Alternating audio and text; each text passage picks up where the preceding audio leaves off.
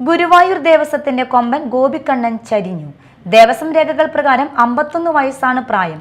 ഒരു അസുഖവും ഇല്ലാതിരുന്ന ആന ഇന്നു പുലർച്ചെ 4:10 കുഴഞ്ഞു വീഴുകയായിരുന്നു. 2 മാസത്തോളമായി മദപ്പാടിൽ തളച്ചിരിക്കുകയായിരുന്നു. വ്യാഴാഴ്ച ആനയ്ക്ക് ഗ്യാസ് കയറിയതുപോലെ വയറിന് ചെറിയ വീർപ്പം കണ്ടിരുന്നതായി ഡോക്ടർ പറഞ്ഞു. എന്നാൽ വൈകുന്നേരത്തോടെ ആന പിണ്ടം ഇട്ടതായി ജീവനക്കാർ പറഞ്ഞു. 2001 സെപ്റ്റംബറിൽ ഗോപു നന്ദിലത്താണ് ആനയെ നടയിരുത്തിയത്. ആസാമിൽ നിന്നുള്ള ആനയാണെങ്കിലും സൗമ്യനും ലക്ഷണമൊത്ത കൊമ്പനുമായിരുന്നു. ക്ഷേത്രത്തിലെ ശീവേലി, വിളക്ക് തുടങ്ങിയ ചടങ്ങുകൾക്ക് മിക്ക ദിവസങ്ങളിലും എഴുന്നള്ളിപ്പ് നടത്തിയിരുന്നത് ഗോപിക്കണ്ണനായിരുന്നു. ആനയോട്ടത്തിലെ താരമായിരുന്ന ഗോപിക്കണ്ണൻ 9 പ്രാവശ്യമാണ് ആനയോട്ടത്തിൽ ജേതാവായിട്ടുള്ളത്. പിടിയാന നന്ദിനിക്ക് പാദരോഗം പിടിപെട്ട സമയത്ത് ഗുരുവായൂർ ഉത്സവത്തിന്റെ പള്ളിവേട്ട, ആറാട്ട് ദിവസങ്ങളിൽ ഗോപിക്കണ്ണനാണ് തിടമ്പേറ്റി ഓട്ടപ്രദക്ഷിണം നടത്തിയിട്ടുള്ളത്.